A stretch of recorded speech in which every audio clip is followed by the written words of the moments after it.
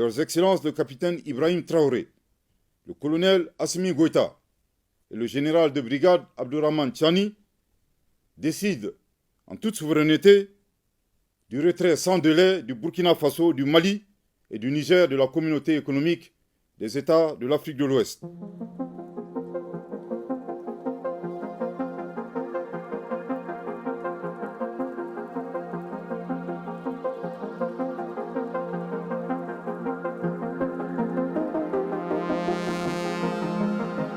Dans ces trois pays, ce sont des juntes qui sont désormais au pouvoir, des régimes arrivés par la force, en opposition aux règles qui régissent la communauté économique des États d'Afrique de l'Ouest. Depuis ces coups d'État, il y a des tractations, des négociations et un bras de fer diplomatique entre la CEDEAO et les juntes au pouvoir, la CEDEAO réclamant un retour à l'ordre constitutionnel, donc l'organisation d'élections.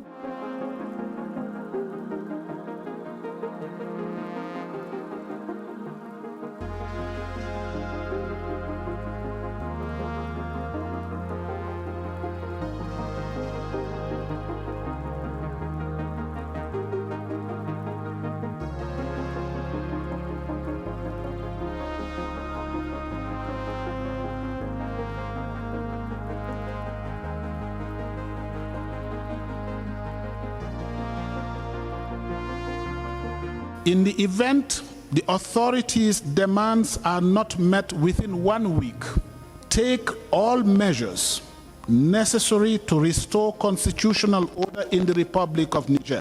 Such measures may include the use of force.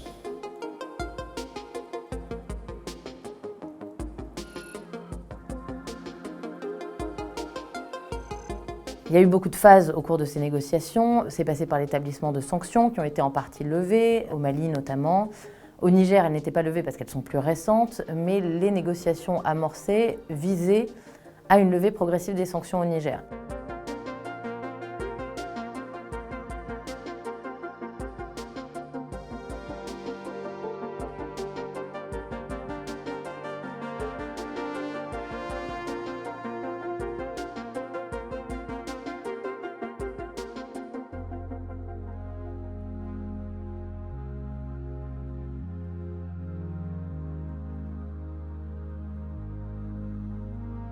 Il est difficile à ce stade d'avoir une vision claire de ce que seront les conséquences tant politiques qu'économiques. A priori, il va falloir 1 an, selon les textes de la CEDEAO, avant que cette décision soit actée véritablement.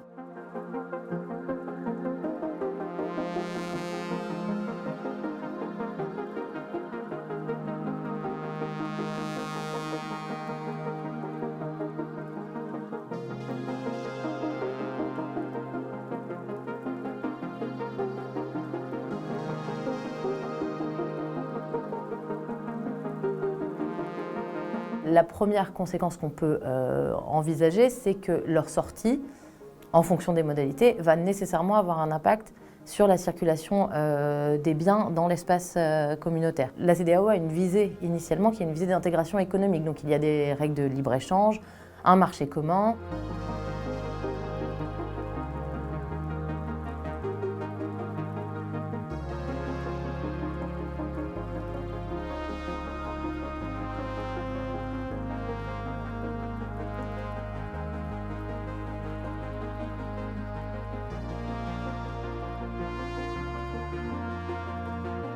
On parle de 3 pays qui n'ont pas de façade maritime, donc pour les importations et les exportations de biens, la question va se poser. Donc ça va être quelque chose qu'il va falloir qu'ils discutent avec les autres pays de la CEDEAO, notamment ceux du Golfe.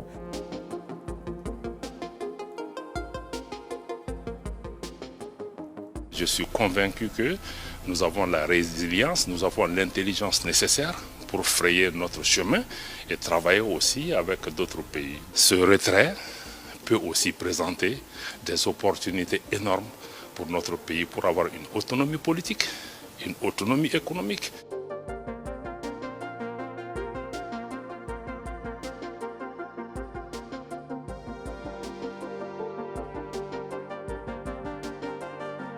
Si les 3 pays du Sahel sont déchargés de leurs obligations communautaires, rien ne les oblige à organiser sous peu des élections et à organiser le retour à l'ordre constitutionnel. Sur cette question-là, il ne faut pas oublier que les pressions et les négociations exercées par la CEDEAO jusque-là n'ont pas fonctionné. Donc, a priori, ça ne fera pas grande différence.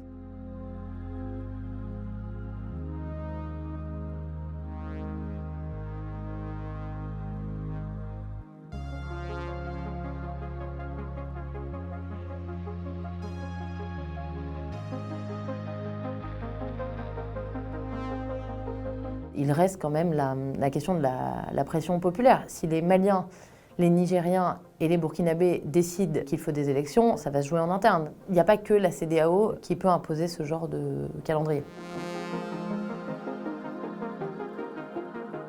Depuis que les juntes de ces trois pays sont arrivées au pouvoir, elles sont portées, elles capitalisent beaucoup politiquement sur un discours souverainiste. Cette décision, elle s'inscrit naturellement dans ce discours nationaliste et souverainiste. Est-ce que ce ne serait pas faire un pas en arrière que de négocier une non-sortie de la CEDEAO? Est-ce que ça pourrait nuire à la crédibilité des juntes au pouvoir? On a du mal à répondre, mais tout ce qu'on peut dire, c'est que pour l'instant, en fait, on assiste à quand même un certain jusqu'au-boutisme de ces juntes dans leur renversement de partenariat et notamment dans leurs alliances diplomatiques.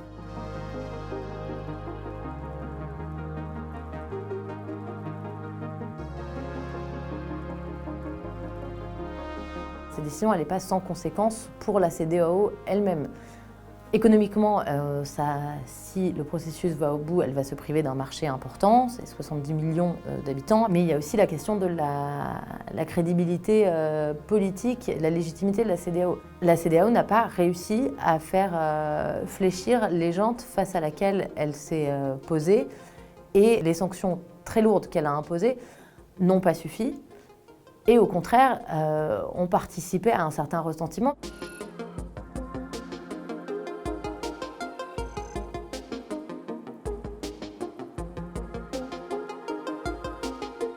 Les détracteurs de l'organisation considèrent que l'organisation fait ses règles en fonction de ce qui l'arrange et en fonction de ce qui pourrait arranger une puissance étrangère. On en parle toujours souvent sans la nommer. C'est Paris, c'est la France. On considère que quand la CEDEAO durcit le ton avec les pays du Sahel, c'est sous l'influence de Paris, et que quand elle est plus conciliante avec certaines questions de troisième mandat, c'est également sous l'influence de Paris. Tout ça, ça participe à la perte de crédibilité et de légitimité de l'organisation qui est extrêmement fragilisée, extrêmement critiquée, parce qu'on considère qu'elle est injuste.